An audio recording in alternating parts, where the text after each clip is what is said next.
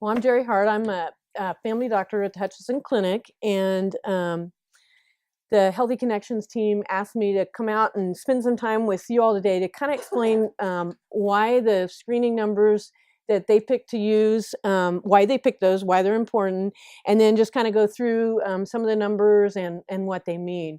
And doctors are notorious for talking fast, writing sloppy, and using big words because it makes us feel important. So if I do any of those, just tell me to slow down or explain a little bit more because we can definitely do that. But we'll try to get you out of here in a timely fashion. All right. Blood pressure is the first thing we're going to talk about. And blood pressure, you'll get two numbers. You'll get a number that's on top and a number that's on the bottom. The top number is the systolic blood pressure. That is the pressure that we can measure in the arteries when the heart is actually pumping the blood out. So that's going to be the top number. That's going to be the highest number. The bottom number is called the diastolic, and that's the pressure in the arteries when the heart is not pumping. And if you think about the heart as just kind of a large pump that is pumping all this fluid, it's got to pump from the heart, it's got to pump it all the way to the bottoms of your toes, it's got to pump it all the way to the top of your head. So it does have to be under kind of a higher pressure system. The problem is the arteries that leave the heart are very big. As we get out to the toes, we get to the top of the head, we get to the kidneys, those arteries are going to be very small and they're going to be very delicate.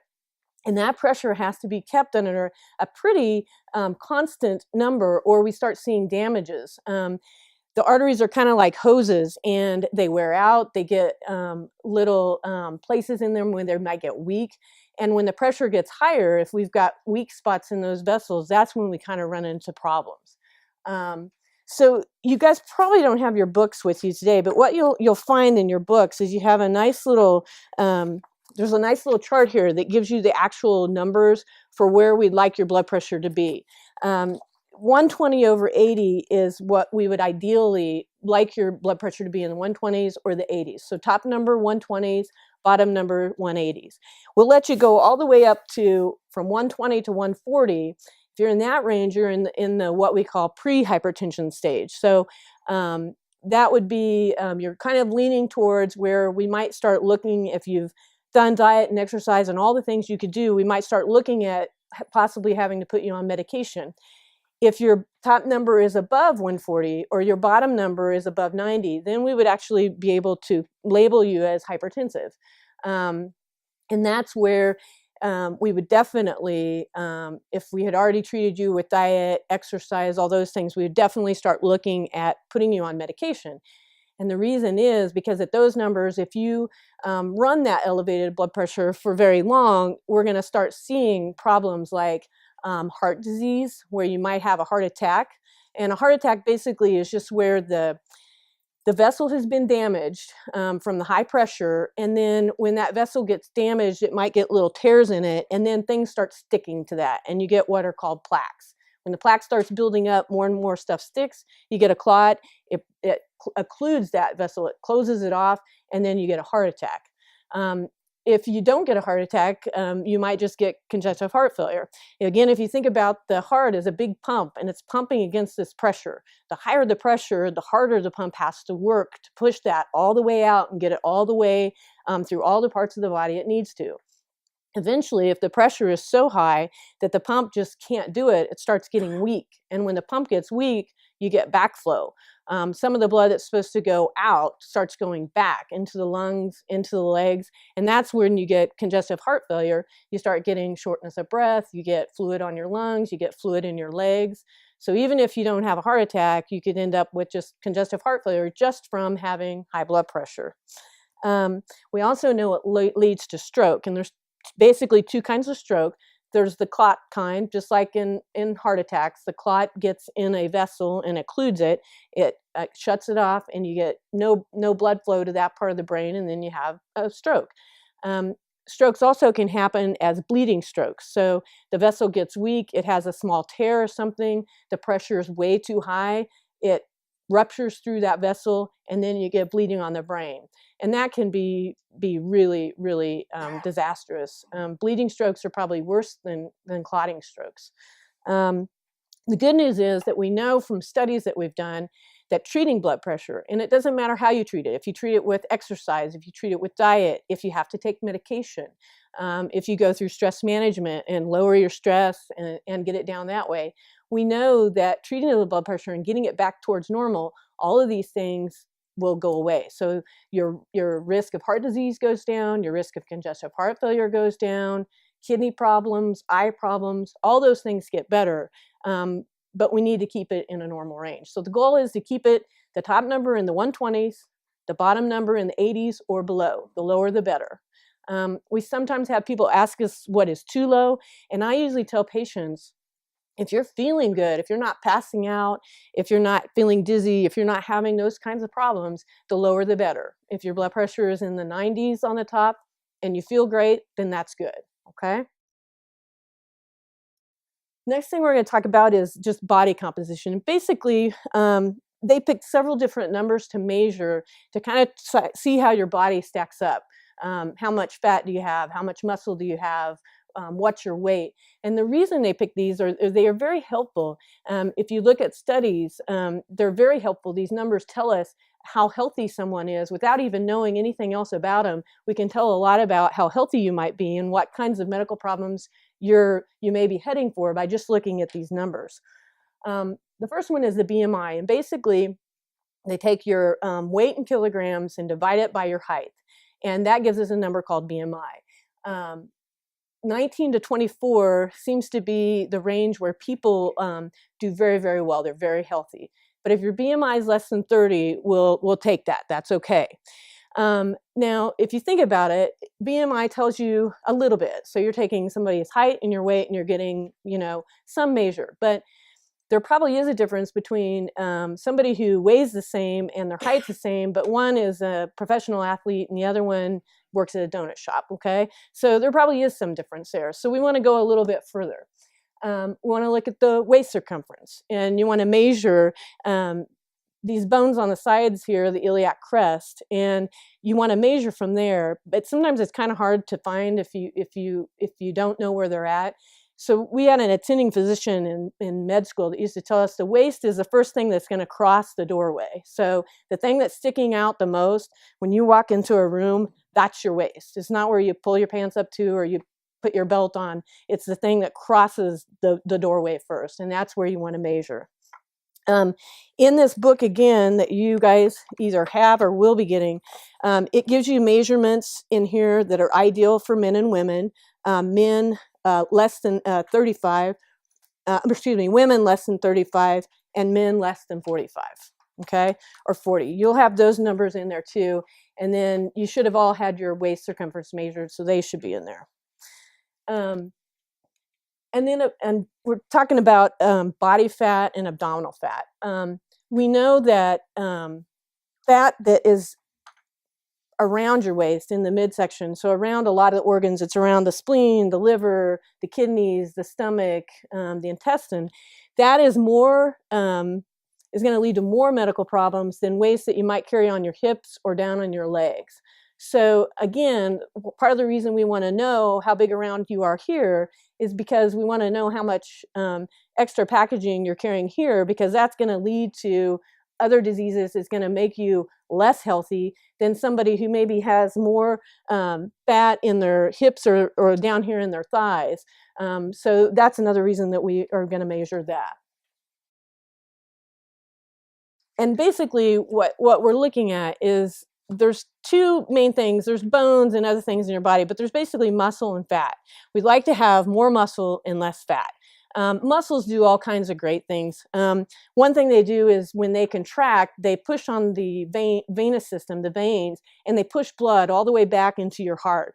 That makes it easier for your heart to load that blood up and then push it back out. Fat does the opposite. It slows everything down. So if it's packed in everywhere, it makes it harder for your body to do all the things that it needs to do. So muscle good and fat is bad.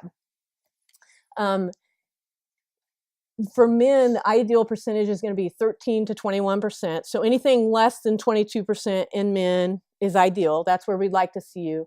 And women, ideal is 22 to 28%. So all these measurements, BMI, your waist circumference, and your body fat percentage. They just give us a pretty good estimate on how healthy you are in general, okay? Despite blood pressure, despite cholesterol, blood sugar, this gives us a good idea of how healthy you are. And things that really, if you think about it, there's two main causes of obesity, and there are other things that can cause it, but two main ones. One is inactivity. We don't exercise enough. And two is we eat too much. Our intake of calories is much higher than we need. So those are the two things that you can work on if your numbers are out of range. Those are two things that can really help get these back to where we want them. Okay, moving on to cholesterol.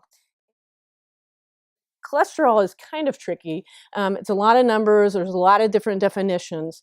But basically, the main one you want to worry about is LDL. That seems to be the one that we've investigated the most. We know that it makes a huge difference. The reason is we know the elevated LDLs, the part of the cholesterol, the LDL, causes that plaque to form. It's one of the things that causes the plaque to form in the blood vessels that leads to heart attack, that leads to stroke. And I tell my patients, think of LDL, L low. You want it to be low. LDL is the bad cholesterol. So we want that to be as low as we can. HDL, H high, we want that to be very high. That's the good cholesterol. HDL kind of goes around and picks up bad cholesterol, takes it to the liver and gets it excreted. So the more HDL you have, it's going to go around and do a lot of good things for you. HDL is it can be affected by exercise. So in some of you, if you go in and your HDL is very low, your doctor may tell you, try to increase your exercise. And if you're able to increase that, you may be surprised at how much you can get the HDL to come up. Cholesterol not only causes heart attacks and strokes, but it also can cause clotting or clogging of the arteries in the legs. You may know of people that have had especially in diabetics, they actually have to have amputations of toes, feet, etc. This is one of the reasons, is because it clogs the arteries in all the areas, and it can lead to clogging the arteries in the legs, and that's bad when you don't get blood flow down to your legs. We're going to talk about the LDL levels. Every 5 or 6 years, they come out with new goals, because what happens is we find in our studies that the lower and lower that we get the LDL, the better the outcomes. The less heart attacks we see, the less strokes we see. So the LDL goal used to be like at 140. Now, if you're healthy and you have absolutely no other medical problems, we will accept 130. If you have any risk factors, if you're diabetic, if you have high blood pressure, if you've had a heart attack, or if your doctor thinks because of your family history you're at high risk, we'd like to see your LDL down closer to 100. And actually, even if you're very healthy, you have no medical problems, the lower you can get that LDL, if you can get it to 100 or below, much lower risk, much better for you. You're going to have a much lower risk of having a heart attack and stroke. The HDL, you also are going to have this in your booklet. Actually, your booklet's going to have a little chart like this. It's going to give all of these numbers. So your total cholesterol, your triglycerides, which we're going to talk about in a minute, your LDL, and your HDL. We'd like for your HDL to be 45 or 50. They like it to be a little higher in women. I usually tell my patients, male or female, we like to get it up in the 50 range if we can. If by exercise, if you're just one of those people that your mother or your father had very bad cholesterol, very low HDL, there are a few people that we cannot get the HDL up no matter what they do. They exercise, they diet, they can't get the HDL up, they can't get the LDL down. Then there are good medicines that we can use to help with that. And the studies have shown, just like with lowering the blood pressure, that even if we have to use medication to bring down the cholesterol or to raise the HDL, that we can really reduce the risk of heart attack and stroke. So it really does work. And that's why we want all of you to be aware of your numbers and aware of the things that you can do to improve it, because it really does work. We have studies that prove that people that have better numbers do better. They have less heart attacks, less strokes. Okay, now moving on to triglycerides. Triglycerides are becoming more and more popular as we realize they're more and more important. If you think about triglycerides, they're kind of the fatty part of the blood. Um, in fact, I've had patients that have had triglycerides very, very high, like in the thousands, and they will go to the lab and get their blood drawn. And the test tube will come back with the blood on the bottom. And a lot of times, if the tech has never seen it, they'll bring it up to your office and it'll have this yellow, it's fatty, it's kind of fluffy. It almost looks like yellow cotton candy, and it's sitting on the top of the blood. And what that is that's the triglycerides, and that's just fat. And that's what's circulating in the blood. And so if you think about that, you think about how we talked about in high blood pressure, you get a little tear and things stick to it. This fatty substance in the blood is circulating and it'll stick there, and then platelets will come along and stick there, and then pretty soon you just got this big glomp of yuck, and that's what forms a plaque and causes heart attacks and strokes. So triglycerides are very important.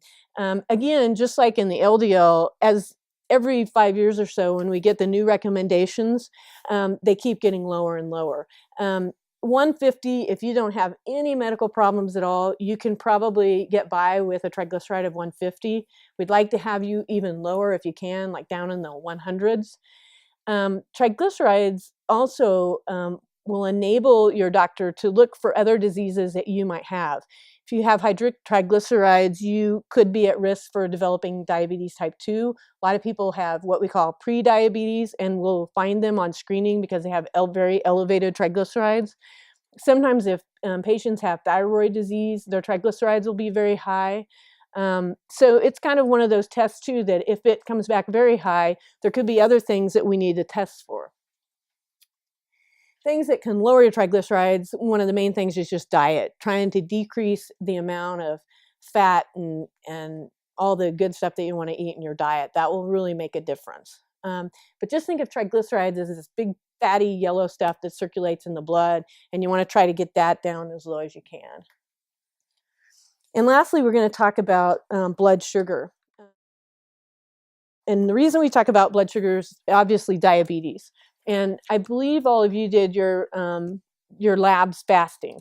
So if your blood sugar was 100 to 125, you're at what we would call risk. And what does that mean? That means that if we did nothing, if we just said, well, that's fine, go on, keep doing what you're doing, everything's going to be fine, there's a possibility you could be fine, but there's also a high possibility that you are what we call pre-diabetic. What that means is that your body and the pancreas that makes the insulin that controls the blood sugar is not working ideally. It's not keeping your blood sugar in a very narrow range where we'd like to see it. Fasting, when you haven't eaten, your blood sugar should be less than 100. And a lot of people say, well, if it's 110, what's the big deal? Well, your body is made and the pancreas is made to keep the blood sugar in a very tight range. Even after you eat, a normal person will not have huge spikes in their blood sugar. Your blood sugar should not go very high, should not go very low. Your body is designed to keep it in a very tight range. So even if you do a fasting and your blood sugar is 110, 115, that could be a big deal, because that could mean that your pancreas is maybe secreting enough insulin, but the insulin it's making is not working correctly. It's not bringing down the blood sugar. And with time, that's kind of like an indicator, the pancreas saying, hey, I'm getting tired for whatever reason, because of diet or not exercising or too much weight, that it's not been able to keep up. And pretty soon what happens is it just kind of quits making as much insulin. And then you become type 2 diabetic, or you have to take medicine. So it's very important to know your blood glucose number, and if it is high, to talk to your doctor or your healthcare provider and find ways to try to bring it back down. Now, we have patients in our practice that will come in, and for whatever reason, they might be very overweight, and they will have elevated blood sugars. They may not be type 2 diabetics, but we will put them on medicine as if they are, and this medicine actually works to help make the insulin work better so that their blood sugars are not going up and down. They're staying more level.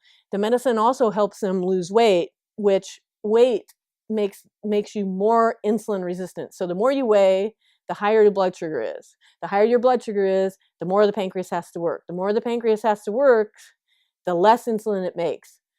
Also, insulin, when it's out in the body, it is a growth factor, so it causes more weight gain. So you can kind of see this whole scenario playing out. You want to stop that. And when we get these patients on these medicines and we lower the blood sugar, they start exercising, they start lowering their weight, they actually can get back down to normal. And eventually a lot of them can get off medicine. But if we don't catch them at this stage and we let them just keep gaining weight, we let their blood sugar continue to elevate, eventually they'll come into our office and they'll have a blood sugar of 300 and 400 and they're a type 2 diabetic, and now it's too late.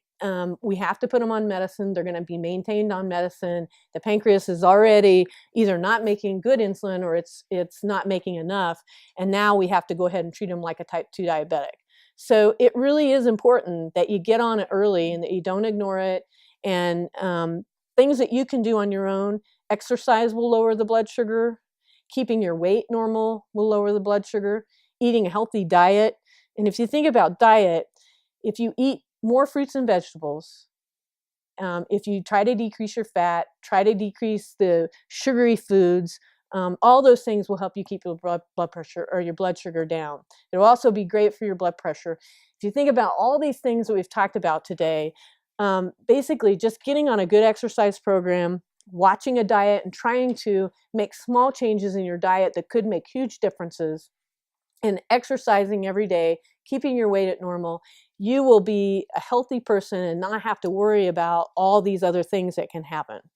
Now, if you happen to be one of those people that you're outside the lines and you've done all the things on your own, you've tried the diet, you've tried the exercise, you just can't seem to get things back in line and your numbers aren't going in the direction you want, then the next thing I would suggest is sitting down with your physician or your healthcare provider, because there are a lot of different things that we can use. There are a lot of good medicines out there that we can use, that we have studies that prove that they work.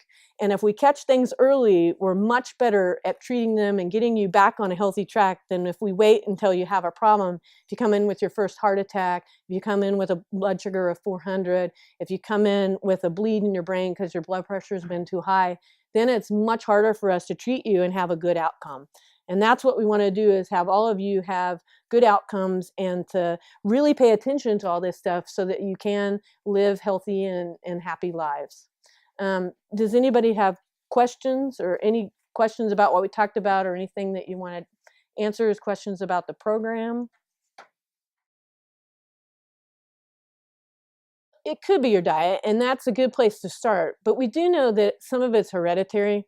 It gets kind of complicated, but basically what happens is you have these proteins that circulate in your blood, and um, the proteins will pick up cholesterol, take it to the liver, and try to excrete it.